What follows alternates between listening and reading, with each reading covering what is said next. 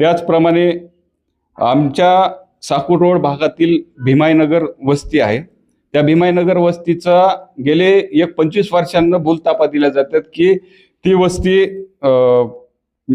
नगरपालिका हद्दीत घ्यायची, परंतु प्रत्येक वेळेस राजकीय लाभापायी फक्त आश्वासनं दिली गेली आणि त्या आश्वासनानंतर कुणी पाठपुरावा केला नाही. परंतु आम्ही गेली 8 वर्ष या प्रकरणी पाठपुरावा करत आहात की भीमाईनगरची वस्ती ही नगरपालिका हद्दीत घेण्यात यावी.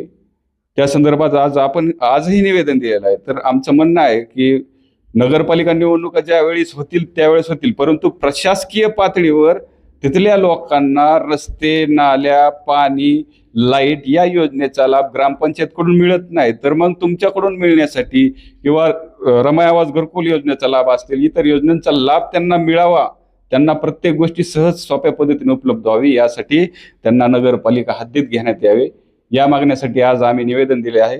तरी माननीय प्रशासक असतील किंवा इतर संबंधित